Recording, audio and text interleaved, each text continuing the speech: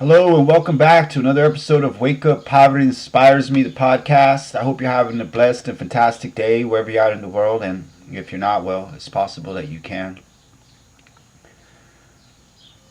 Wow, you know, just wow. I see the world as it is today, and it just blows my mind. And I'm going to explain what I'm talking about. I'm talking about everyday life, how it has evolved to where it is today, at least as I perceive it from where I'm at here in the United States of America, Phoenix, Arizona. Um, but this is not unique to where I am. Maybe it is. Maybe it's unique to my country. Maybe it's worldwide. I don't know. But something's not right here. So, in nature, it's very much driven by, how can I explain this? Forces that are not always completely understood. To a degree, we can understand precipitation, and we can understand rainfall, and we can understand evaporation, we can understand how it comes about, but I don't think we've ever actually created water. Like, we know what it's made of. Technically, we should be able to just make water, but why can't we? See, these forces of creation, I think, sometimes are a little bit more in depth. And when I say a little bit, I'm being sarcastic. Than we have any clue. But maybe we can start to tap on them a little bit and be able to use their creative powers if we understood how they worked. It's like I'm playing a game that I don't know the rules to. But once I learn the rules of the game, I'm a lot much better player. There's rules to the game of life. You ever look in the mirror? What do you see? A reflection? Of course. But who's looking at you? Oh, you are. Okay. How are you looking at yourself? Oh, I just woke up. Oh, I just did my hair. I just got a haircut. Oh, I don't like this. I have a pimple on my face. This, that. There's always a commentator in the background telling you what you should be like and how you are in this moment. That commentator, he's going to then talk to you more. And before you know it, this commentator is running your entire life. I got to go to work, got to do this, I'm in traffic, stupid idiot, blah, blah, blah. We start to dehumanize things outside of our world without realizing the connection is like nature, invisible links that we just don't always understand. But because we solidify ourselves in a box, we don't see anything but what's within the range of our circumference of our box, our vision, our world. There's a 7 billion different worlds running around, and every world's trying to influence the other world to believe as it believes, to do as it does, to say what it wants it to say. It knows that to acknowledge its box, it must acknowledge the box of others, but then it just has a bigger box. It doesn't necessarily make it a better person. It doesn't make it aligned up with nature. It doesn't make it fully itself. It's just surface layered to what it could be. It's that reflection looking back and commentating. What if, going back to the rules of the game, once you notice the reflection, notice the commentator, notice that you were watching it, it's going to stop all of a sudden and be like, whoa, just wow. He noticed me, the commentator says, that voice in your head. And now an alternating voice in your head is saying, yeah, I see you. Wow. You see. So when we live in a world and we see somebody in the streets begging for change or for food or for money, and we feel somehow, some way, it's their fault, their responsibility. They like living like this. We could say all kinds of things. And this is only a reflection in that mirror. If we're selfish or greedy or caring or loving or honest, or where our emotions always got to be put up. I didn't ask for that guy to stand on the side of my car. Why do I got to feel bad?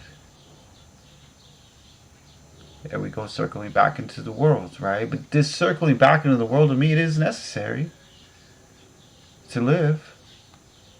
To know that you're you, and you don't walk into somebody else's house because you know who you are. But the world is also them.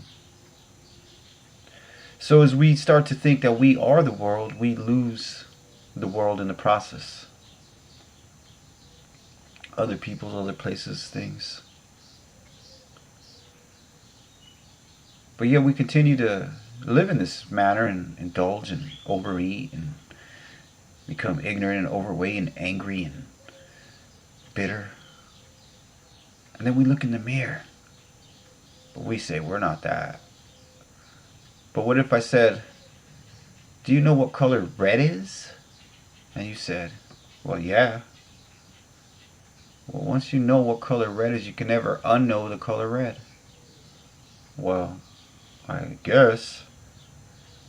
But if you didn't know what red was, when I pointed to you a red color, you wouldn't know what to call it, would you? Well, no. Okay. So, if you identify a quality as somebody else, oh, he's a loser, he likes being like that bum on the street. I don't have to be here. That's a justification. He's this or that is a self-proclamation. But if we don't realize that, we just live in this selfish world where we see more of this. So does that mean you need to help the stranger, or does that mean you need to help yourself? Well, wouldn't you be able to help the stranger if you helped yourself first?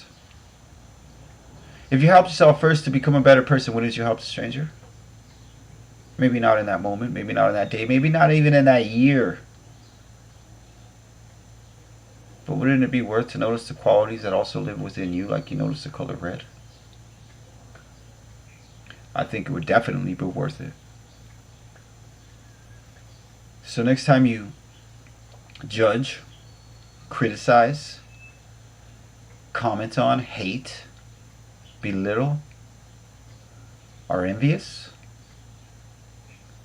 remember to look in the mirror. I do this all the time. I'm not perfect. Far from it. I'm probably every single quality I named right there, I wouldn't be able to name them. But I'm also caring, loving, honest, and good, hardworking, dedicated, disciplined. But what qualities do I want to shine, and what do I need to work on? What I'm not or what I could be?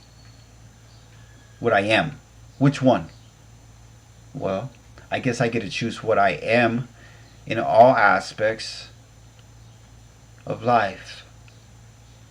Because I couldn't have a daytime without a nighttime and a nighttime without a daytime, but nature balances itself.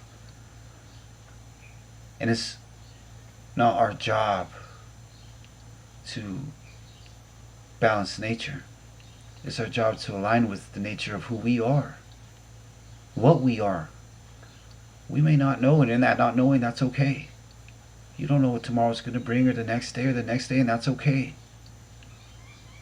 But to be human is to know and wonder and believe. And to even say that is crazy. To say belief is crazy, because that's implying that I wouldn't believe, so I need to do something so I can actually think that I am what I already am. Somebody's trying to convince me that I'm not what I already am. So if you want to be, claim it through the color red. Through the color red. Because if you know red, you know anger, and you know happiness, and you know joy, and you know love. Choose. By what you see is looking at you, reflect it backwards. Invert it. Align with it. and become your best self because of it. I hope you have a blessed and fantastic day. Today is May 28th, my mother's birthday. And Mom, I made this podcast for you. I didn't script it. I didn't think about it. I just talked. And I feel pretty good about what I said. I think it'll help a lot of people just like you've helped me. And we gotta keep passing that torch on. Because it's necessary. If our species is to evolve. Have a blessed and fantastic day. Wherever you're at in the world. Happy birthday, Mom. Much love. Until next time, this is Wake Up. Poverty Inspires Me. The podcast. Signing out on 10 minutes of wisdom.